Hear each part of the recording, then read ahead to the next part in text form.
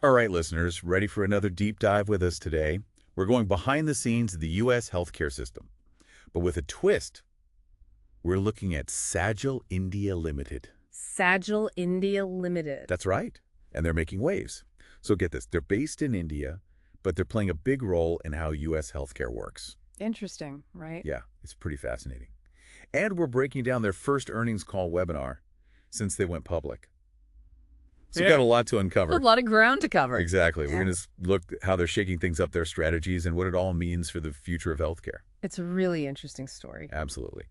So let's jump right in. You know, the U.S. healthcare system is massive, it's complex, and it's constantly changing. Definitely a lot going on. And that's where Sagil comes in. They've figured out how to thrive in this complex world by partnering with the big players, Yeah. the insurance companies and the healthcare providers. Yeah, they're working with the giants of the industry. Exactly. And to really understand their success, we need to grasp just how huge the U.S. healthcare market is. It's enormous. It's a $4.7 trillion industry. 4.7 trillion with a T. Yeah, that's trillion with a T. It's mind-boggling. It is. And Sagil's right in the thick of it. And what's even more impressive is that they've managed to build incredibly strong relationships with their clients. Their top 5 clients have been with them for an average of 17 years. 17 years. That's incredible. What's the secret sauce? Are they offering crazy discounts or something? I mean, good question, but it goes beyond just price. Yeah. Sagil's built a reputation on delivering real results. They're not just about talking the talk, they're about walking the walk, and that's what keeps those clients coming back for more. So it's about trust and proven results. It makes sense. Mm-hmm. But hold on. They're based in India. So how are they navigating the ins and outs of the U.S. healthcare system, which can be pretty complex and very specific to the U.S.? You'd think it'd be a major hurdle, but Sagil's really cracked the code. They've invested heavily in understanding the U.S. healthcare landscape. They've got a team of experts who are fluent in both the language and the nuances of the system. So they're not just outsourcing tasks, they're providing real expertise. That's impressive. So let's get into the nitty-gritty. What exactly are they doing for these insurance companies? The webinar mentioned processing millions of claims and interactions. Millions. Yeah, what does it even look like in practice? Okay, so think of it this way. Every time someone goes to the doctor or has a medical procedure, a claim is filed with their insurance company. Sagil handles the processing of those claims, making sure they're accurate, complete, and paid on time. It's a huge undertaking. Wow, so they're like the administrative backbone of the healthcare system. But to be honest, it sounds kind of boring. Where's the innovation? Where's the excitement? Don't let the word administrative fool you. There's a lot more to it than meets the eye. And this is where technology comes into play.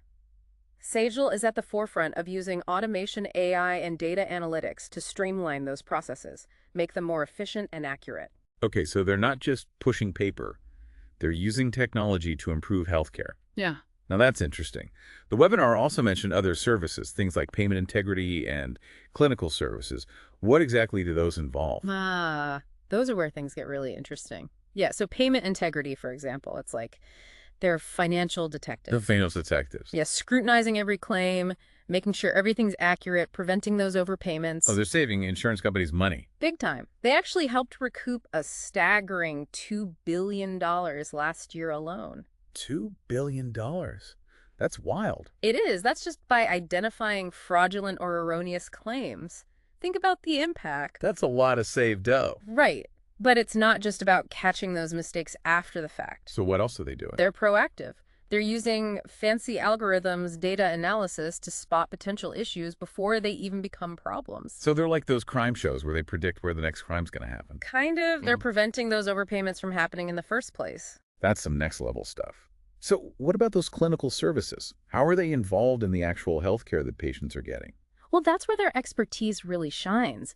They dig deep into the clinical data, looking at patient records, treatment plans, outcomes, you name it. So they're like healthcare data analysts. You could say that they're identifying areas where things could be done better, working with providers to optimize care pathways, implement best practices. So ultimately better outcomes for patients. Exactly. And all while keeping costs under control. It sounds like they're wearing a lot of different hats here. They're number crunchers, Yeah. detectives, healthcare consultants. They do it all. No wonder they're so sought after.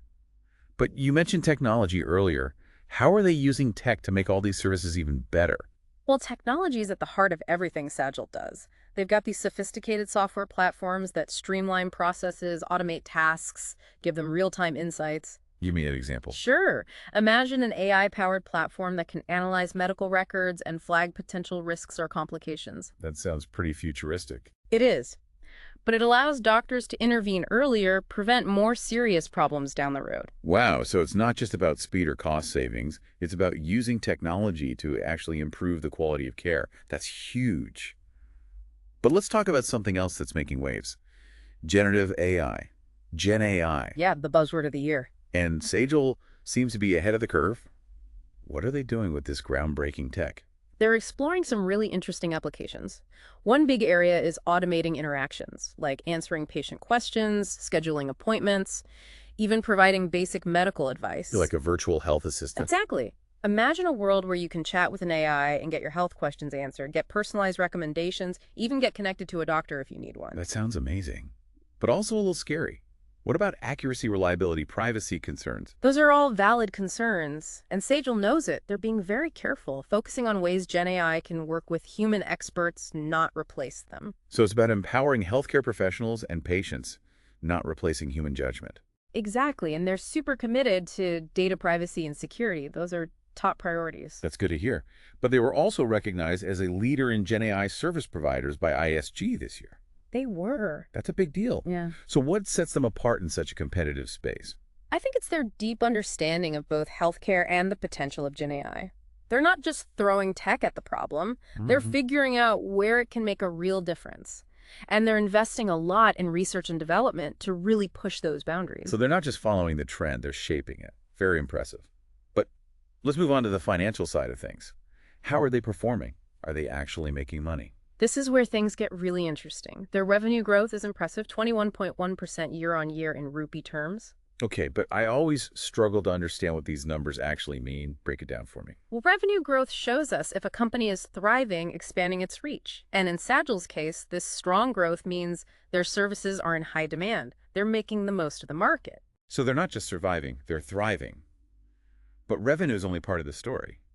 What about profit? Are they actually making money? Absolutely. They're not just growing, they're growing profitably. Their adjusted EBITDA margin is sitting at a healthy 25.5%. Remind me what adjusted EBITDA is again. Sure. It's earnings before interest, taxes, depreciation, and amortization.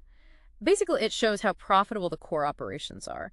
And the adjusted part means they've accounted for any unusual expenses. So it gives a clear picture of their performance. So they're making good money from their operations. That's good news. But the webinar mentioned seasonality in their business. Right. What does that mean exactly?